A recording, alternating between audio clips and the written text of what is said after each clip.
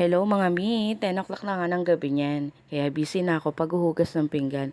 Kasi tatlo na lang kami dito ngayon kasi nga yung daddy nila pumasok na kaninang alas 6 ng gabi. Tapos ang uwi noon bukas na ng alas 6 ng umaga. Pagkatapos ko nga maghugas ng pinggan, hinugasan ko naman to mga bote ng anak ko. Dalawa lang naman yan kaya mabilis ko lang mahuhugasan.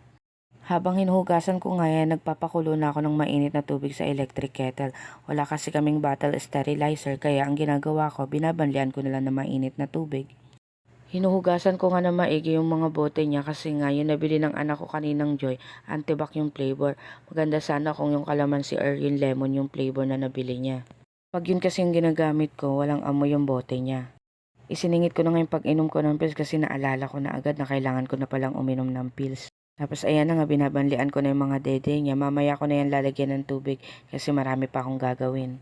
Ito naman yung sunod kong ginawa, pagliligpit ng mga laruan niya at paglalagay ng mga tubig sa mga bote niya.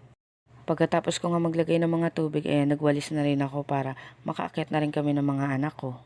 Bago talaga kami umakyat, nagwawalis muna ako dyan kasi iniiwasan ko yung mga langgam tsaka yung mga ipis.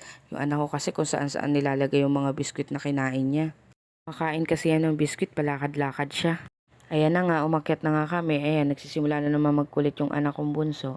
O siya, bukas naman ulit mga mi. Salamat sa panonood.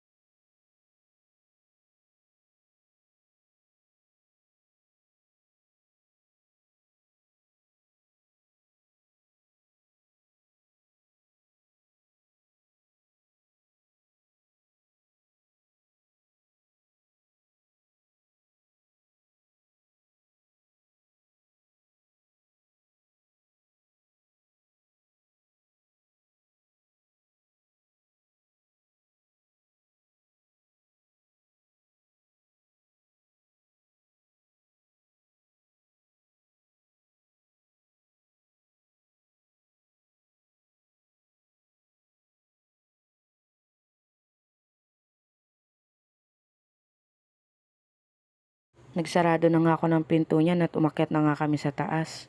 Pa nga kami makakatulog yan kasi mangungulit muna yung bunso kong anak, papagurin niya muna yung sarili niya bago yan matulog. O siya, bukas naman mga mi.